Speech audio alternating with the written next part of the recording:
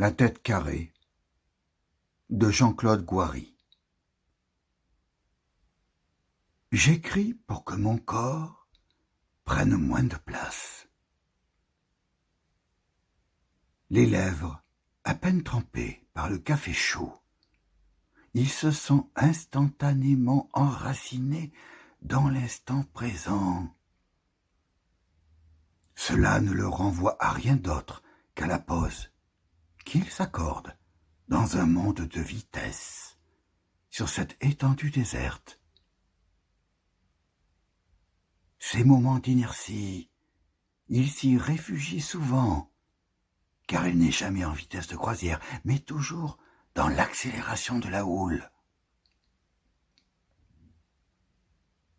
Je ne me promène jamais aussi bien que quand je suis bien enfermé, ou plutôt que quand on m'enferme de force. Je veux dire que la racine carrée de la volonté de m'enfermer dans les carrures des autres me sert de base pour calculer le rayon de l'ampleur que je vais prendre multiplié par la longueur qui relie les deux pôles de cette terre, et il faut voir alors comment ça valse.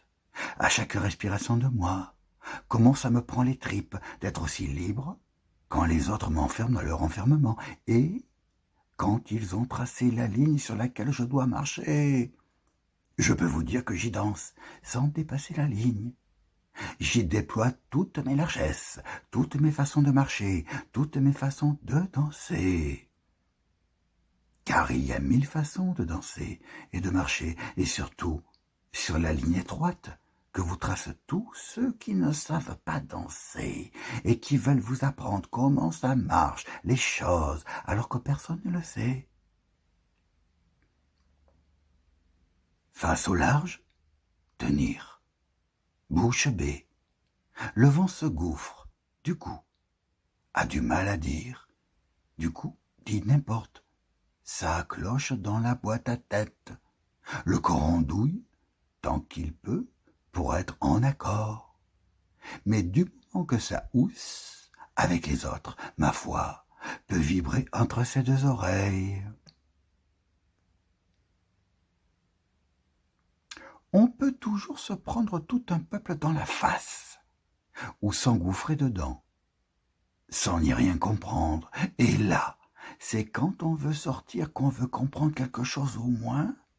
Comment sortir entier, ou comment sortir un bras, rien qu'un bras, pour voir, pour toucher un peu ce qu'il y a autour. On ne sait jamais si quelqu'un passe par là.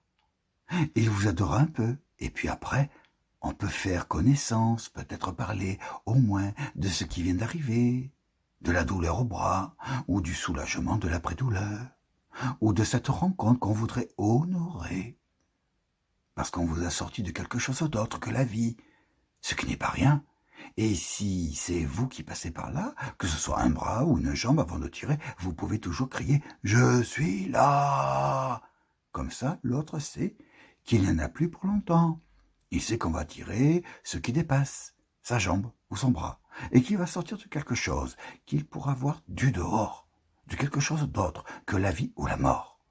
Et entre lui et vous, il passera un courant d'air, un léger mouvement, l'air de rien qui changera peut-être quelque chose quand il n'y aura personne autour de vous, ou dedans, ou à côté de la nuit.